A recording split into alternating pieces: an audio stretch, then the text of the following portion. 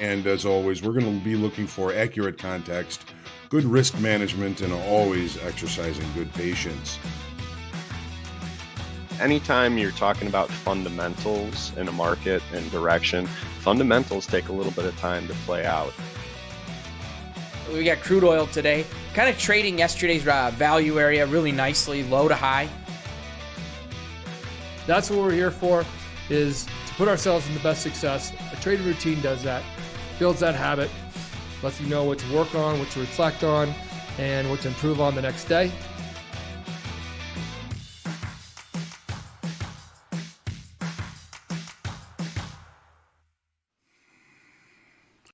Good afternoon.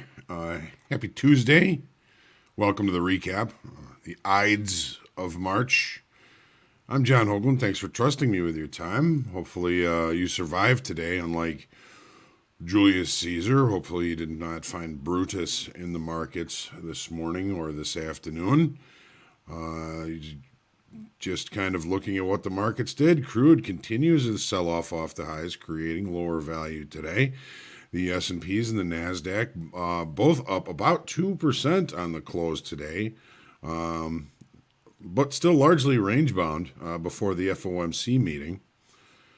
Gold recovers the early losses to retest that weekly kickoff low of 1931. Might be another opportunity for us there tomorrow. Euro balanced, coiling, energy building. Continues. Still not a very exciting trading day. The 10-year patience pays as range-bound begins. In range-bound beginning, I should say.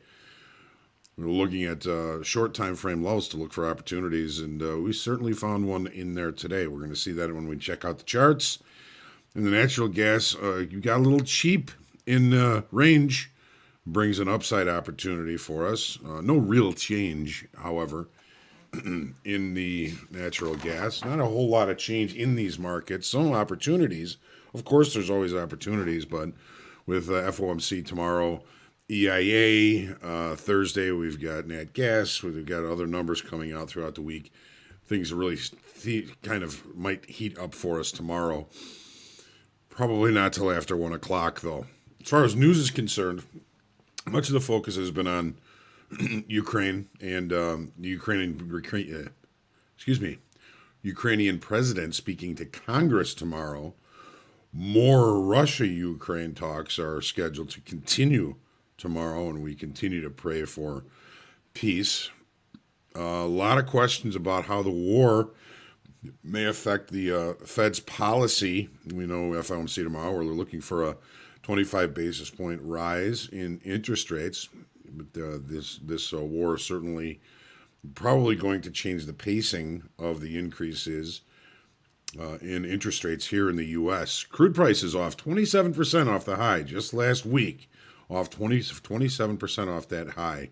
Saudis are now in talks, and I just kind of was looking through Twitter, and this really struck me as something interesting and hopefully not ominous, but the Saudis are in talks to price oil sales to China in the Chinese currency, the yuan. That's going to be a first. And of course, all eyes on FOMC release tomorrow. As always, going to say good morning or good afternoon to everyone. Federico, today, first in the room for the recap, you win the first recap prize. Tachyon, good afternoon. Bill, Vince, dead letter opener, Scott saw, and he conquered. Aaron, good afternoon. Nicholas, Dan, found myself spun around on the open. Swam upstream, recovered, and then gave myself a timeout. Couldn't see in the moment, but price remained elevated by yesterday's opening range after 10 a.m. Tough trade. There's actually been articles and news things that have been focusing on how the markets so far this year have been frustrating even the best the best professional traders out there. It's been a tough beginning of the year, and usually when There's a major change in the market state, as we saw after the beginning of the year. Things get a little bit tough. The patterns that we've been looking at, we've been using to look for opportunities, change when the market state changes. Good thing you gave yourself a timeout. Sometimes that can help you come back, you see, with fresh eyes, and you can find some decent opportunities. Dead letter opener, nice buy at 42.10 there at the end of the day. I felt a bit dizzy until then also. Frederico, yeah. Casey, yo. Good afternoon, everyone. You know, there's often when the market is providing information that I don't understand, that doesn't make sense to me, I get that same dizzy feeling, that feeling like, okay, I'm disoriented here. I'm not seeing things. This is probably a good time for me just to take my hand off the mouse and be patient. Wait for something to come to me. If I go looking, especially at those periods of time, you know, I tend to get chopped up, and chopped up but good sometimes. One good thing I found today was that opening in crude oil, in gold, right off the weekly kickoff low. Really nice opportunity to the downside off of that this morning, and that's largely, in large part, the majority of what I did all day today. I was trying to remain patient, knowing we have FOMC tomorrow, and so I did get that one good opportunity. Good, Vince. I'm glad you had an okay day today. It was a tough day. They all seemed pretty tough. Didn't feel dizzy, but I definitely was. You know, when you have those questions, when you seem to be disoriented, when you seem to be, you know, unable to really come up with any decent hypotheses that you can see happening or that you believe in, take a walk, do something. So tomorrow's the big day this week. FOMC expecting a 25 basis point increase in rates. If something else occurs, maybe some bigger fireworks for us tomorrow, but a lot of our longer time frame traders, especially in the equities, are kind of working their rollovers. They've got to get their rollover done. They're trying probably not to become too directional. Tomorrow could be one of those days when they get forced in to directional activity. They're going to be trying not to. They still have some rolling over with which to do.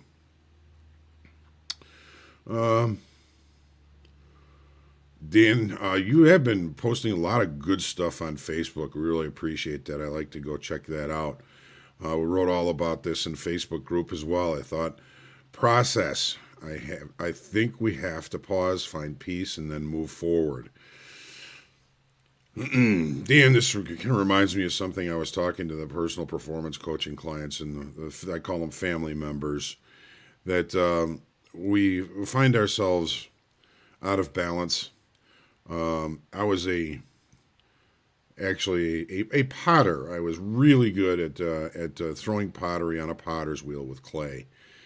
And when the first thing you have to do when you put a ball of clay on the potter's wheel is you have to center it. And in centering, meaning if it's spinning at a really high rate of speed, it's going to look like it's not even moving. There's no wobble to it. And that, I think, is the best place to start when you're beginning trading, when you're feeling centered, when you're not wobbly, when you're not chaotic, is what I like to call it when a ball of clay is out of center. You end up out of center. Sometimes it's best just to slow down, put that ball of clay back on center before continuing to try and pull that into some sort of a vessel. So finding yourself centered is important in trading and in art and in life. You find yourself out of center, it's best to take your hands off. Try and get yourself back to center before moving on. And I like that idea that you're talking about is, think process, take a pause, find your center, and then move forward. Jacene has enjoyed the markets over the past couple of weeks, having some really good success. And I'm glad, Jacene, whatever you're doing is congruent with what the market is telling you. You must have very good vision lately. And I'm happy for you. We're looking forward to your success. Maybe you can tell me what you're doing. I mean, I'm doing okay, but it's been a tough trade the last I don't know, more so the last 2 to 3 weeks. But I think since the beginning of the year, when the market state changed to the downside, it's been pretty tough for a lot of folks. Spencer, if I told you a year ago that today the S&P would be above 4,200 with the VIX at 30, I would have called you crazy. Well, I think the forecast that we as the on the coach's playbook, I said we were going to end up over 5,000 or 6,000 by the end of the year, but first we were going to go check 3,500. So anything can happen. Dead letter opener. Hopefully that advice helps you for a long period of time. All right. Enough gabbing. Let's take a look at what we saw on the charts here and what actually happened. Bringing those up right now.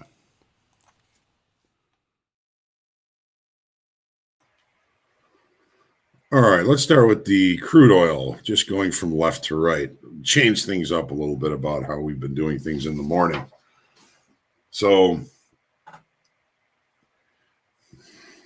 probably tired of hearing me say this, but we started talking about how the rally was hollow beginning all the way back here. This was a very emotional move to the upside. If you watch the market, if you watch the coach's playbook, we talked considerably about the number of nuances and reversal patterns that we're seeing in the recent activity here in crude oil. We had a bearish engulfing pattern up here. We were losing open interest all the way up. We lost as much as 10% of the total open interest from here to here. There was not money coming in. There was money leaving. And when money's leaving, it's usually not a good sign. Then we have a head and shoulders, and yesterday we broke out below what I'm calling the neckline, which would, if this measured move plays out, takes us back down to around $76. I'd welcome that. Unfortunately, it's going to take, probably forever before that makes that much of a difference at the pump. Take a look at how things played out on the 30-minute chart. We watched the opening range trade. The opening range trade did not provide a very good opportunity for us this morning. It was a large opening range trade. Let's take a look at this. So here was our opening range. We're talking, a large opening range. It looked below, back above, spanned that opening range, could have just cut us to ribbons for the better part of the first half hour of trade today. Finally, we looked lower, we looked higher, and we ended up basically closing right about where we opened, just a little bit lower. Looking at this on the 30-minute chart,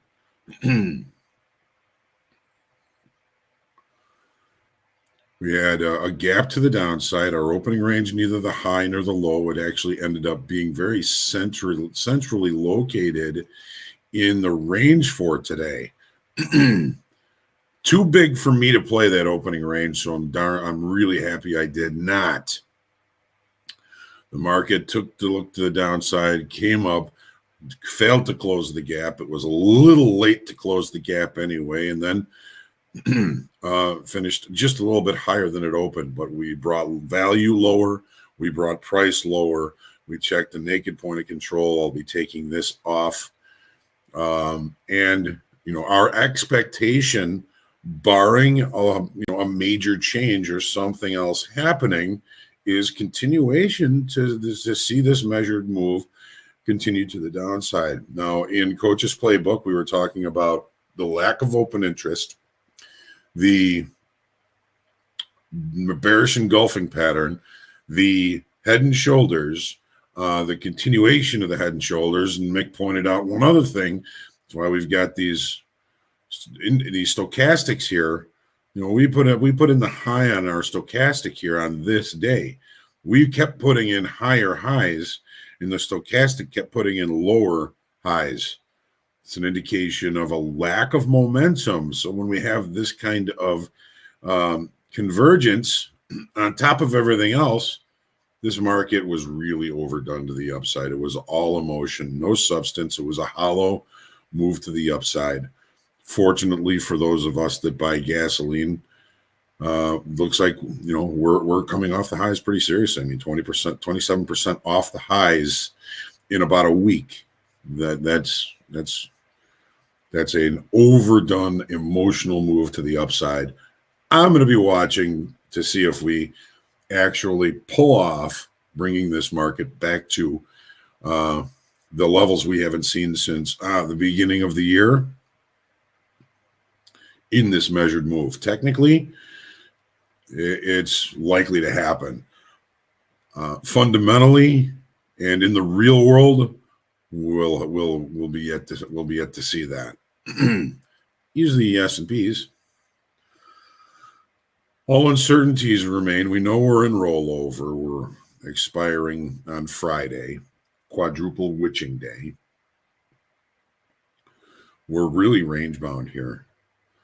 We've got 1, 2, 3, 4, 5 days 6 in range. 1, 2, 3, 4, 5 days in range here. We're just waiting for new information, and we may get that information tomorrow. Our weekly kickoff low remains in contention. We looked below it today. We didn't accept. Here's the 30-minute chart. We looked below it in overnight activity. We opened in range, in value. We got a little bit of a pullback, basically almost to the previous overnight high. And then we just kind of ground this thing higher, as equities are likely to do. When there's no bad news, there is a natural tendency for these markets to grind higher. So let's see the Nasdaq. Nasdaq had a much bigger look down below that weekly kickoff low. It's been presenting as weaker. Excuse me. We took out the low here from the 24th. We've yet to do that in the S&Ps. We're continuing to put in lower highs and lower lows here in the Nasdaq. Here's the 30. Okay, we closed below weekly kickoff low yesterday. We didn't really have much as far as overnight inventory is concerned. We had our push down to check down towards settlement, couldn't quite get there. The market grinds higher again, comes back above weekly kickoff low, back to it as support, and then we finish the day pretty much on the highs. What's going to happen tomorrow? Nobody knows. Here's the range. 1, 2, 3, 4, 5, 6. We keep extending the lows on this range, not like in the S&Ps, but here we are centrally located in the middle of the range.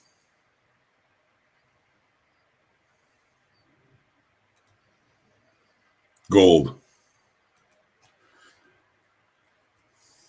Looks a lot like crude oil, doesn't it? Weekly kickoff low, 1931. Emotional move to the upside. We actually brought in open interest on this as well as volume. We have a one-day reversal pattern in the bearish engulfing pattern. The market turns. Another head and shoulders. If we're looking at the base of we're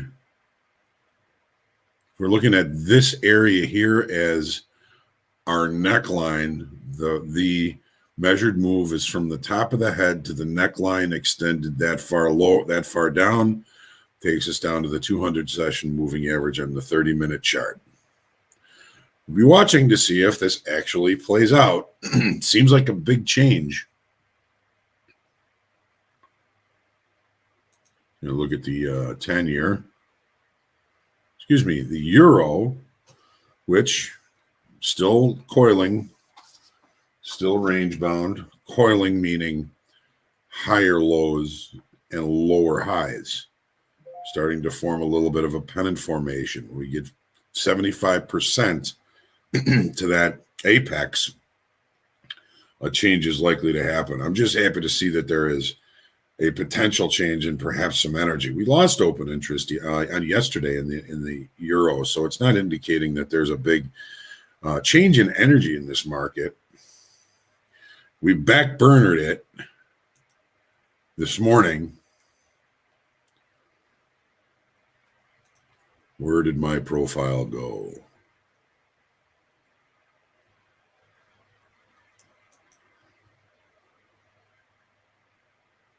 Was it a good thing we backburnered it?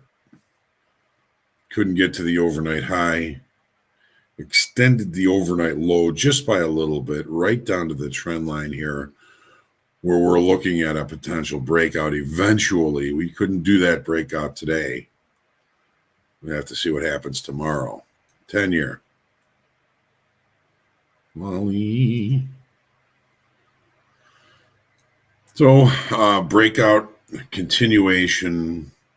Volume was actually pretty decent today. We added 25,000 in open interest to the downside yesterday on a bit of an increase in volume. Volume seems to be increasing. It's good for the way down, and we know rates are going higher. A lot of what we're expecting is, of course, going to be marked into the market. So if something different comes out tomorrow, or there's some sort of rhetoric in the chair's press conference at 1:30 Central Time tomorrow, things can certainly change. Always things, ACH, anything can happen. That's our new acronym here. Let's take a look at the nat gas, and we'll get everybody off to a nice evening, I hope. Nat gas balance. Waiting new information, new data. Perhaps we're in short time frame control. Here's the 30-minute chart. Where is that? There it is. Got to make sure I have the right chart on this. All right. Market opens. Last week's low. Rallies to point of control from yesterday. Visuals. That's how we know the market's in short time frame control. A lot of these visuals are respected.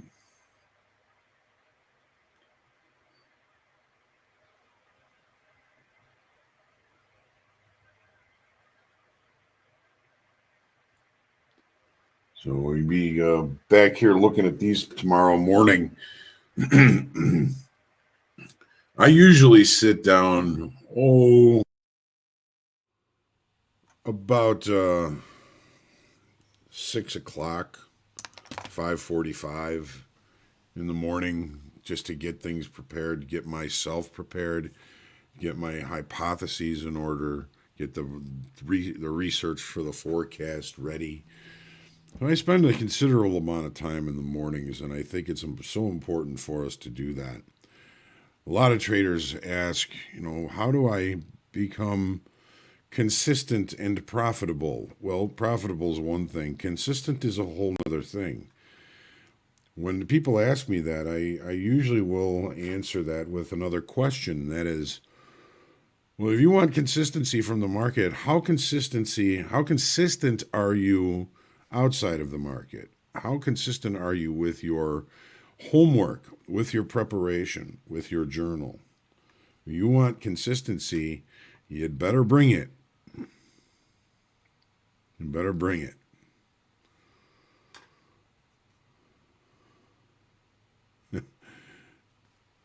Seeing what you guys are talking about here.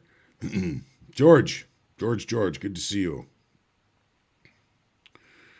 JC, the Drum Lab Futures, is that a site or a Twitter I should check out?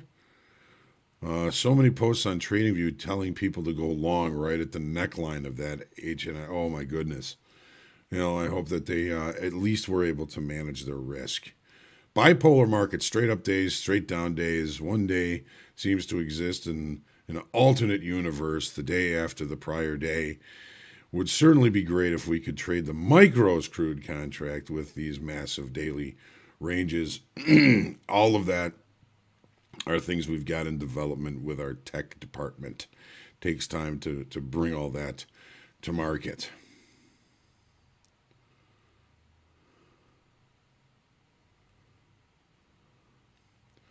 I've been trading CL in the 50K. Well, as long as you are a good risk management, it's a little bit risky these days, especially with the amount of the ranges that we're seeing. 100%. QM is the mini, MCL is the micro. Yes, of course. All right.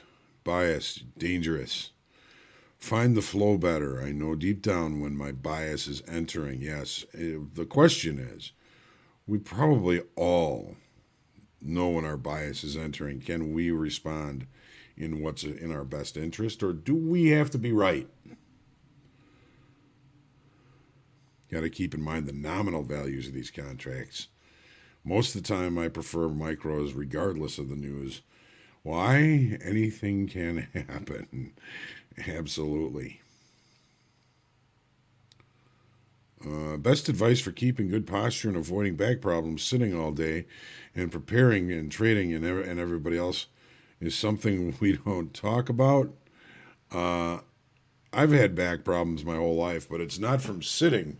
It's from standing in the pit, with people leaning on you and getting knocked around.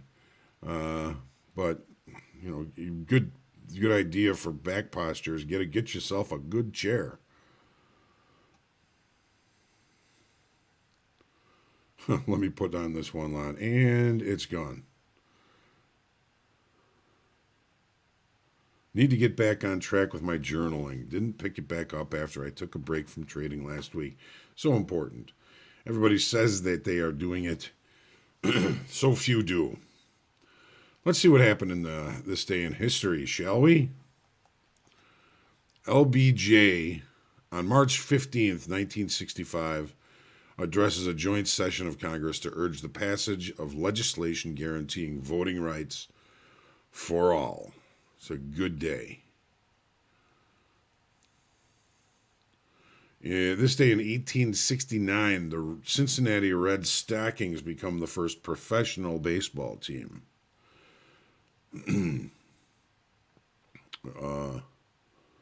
was organized by a former cricket player. Hey, you believe that? It makes sense to me.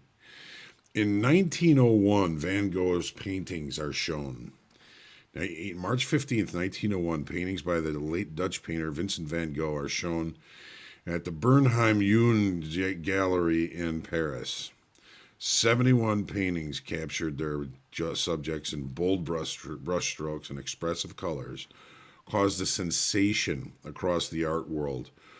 That day, and only 11 years after Van Gogh died, was it known that he was such a great talent. Every time I see his paintings or every time I hear his name, I think of the Don McLean song, Vincent, which is a song he wrote about Vincent van Gogh. It's a beautiful song if you've never heard it. It may not be your favorite genre, but it's one of my all-time favorite songs. 44 BC, the Ides of March, Julius Caesar stabbed to death. That's why they always say, beware the Ides of March. 1820 on this day, Maine enters the Union. 1767, Andrew Jackson was born. 1972, The Godfather opens in theaters. The Godfather. Great movies.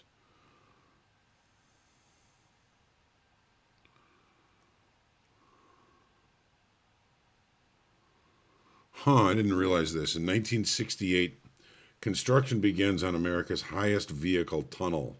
March 15th, 1968, construction starts on the North Tunnel of the Eisenhower Tunnel, which basically tunnels through the mountains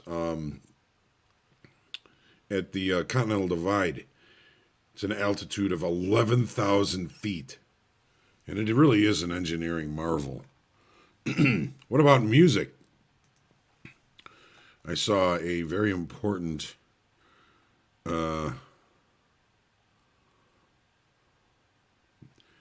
birthday today.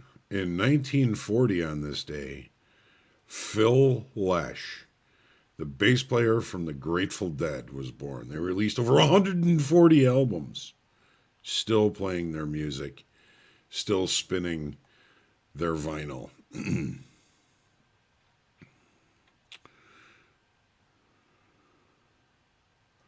1955, Ray Charles peaked at number 2 in the U.S. R&B charts with the Atlantic single "I Got a Woman." 1968, during a Scandinavian tour, Led Zeppelin played 2 shows in one day. This was the first. The first was at Teen Club Box 45 in Denmark, and the second was at the Brøndby Pop Club in Denmark. Also on the bill was the second show was the Keith Hartley Band, Ham and the Swedish Band, made in Sweden. Never heard of them. 1944, Sly Stone, songwriter, record producer Sly Stone of Sly and the Family Stone, was born today. 1969, Cream started a 2-week run at number 1 in the UK chart with their 4th and final original album, Goodbye. The single Badge, which was written by Eric Clapton and George Harrison, was subsequently released from the album a month later.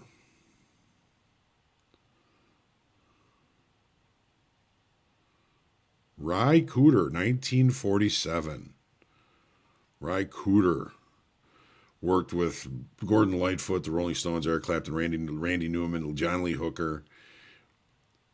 Important guitarist there. 1969, Janis Joplin was featured today on the cover of Rolling Stone magazine, on sale for 35 cents.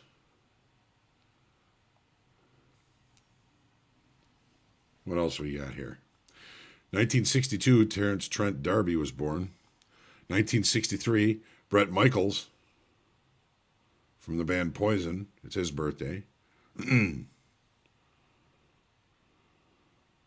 1975, will.i.am was born.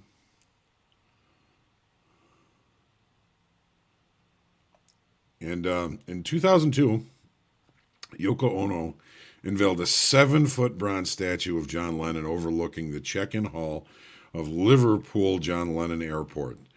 The rebranding of the airport featured a sketch of Lennon's face with the words, "Above us only skies." Interesting. Salt Bones, how you doing? I love Phil. Yeah, we got some deadheads here. Aaron, how do you diversify your trading? What I mean is you call the hollow nature of the upside in gold and crude. Did you just consider buying puts on those ideas? Just curious. No, I'm more of a day trader in futures. I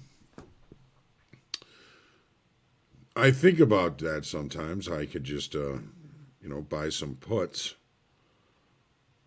But I, for some reason, just kind of stick to my directional activity in futures. I could do a little bit of both.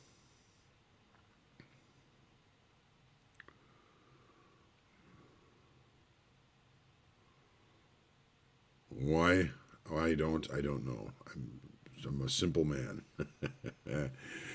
All right, well, tomorrow is Wednesday, March the 16th. A very special day in my heart. I'll tell you in the morning.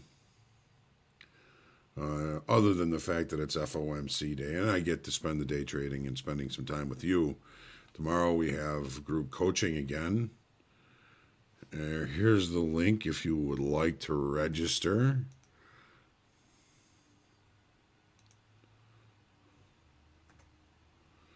If you have questions that I can't answer in this amount of time, come to group coaching tomorrow, 1 p.m. Central. We also are going to be having Make Hogue Money Thursday morning. Here is the link to register for that. And if you're not sure what it is, right after the forecast, I'm opening a Zoom room. The first 5 people to raise their hand are allowed to talk. We're going to talk about trades that we're thinking about taking on the open and the S&Ps. Everybody has a voice. Everybody gets to vote. I'm not making these decisions. You are. It's up to you to make me money.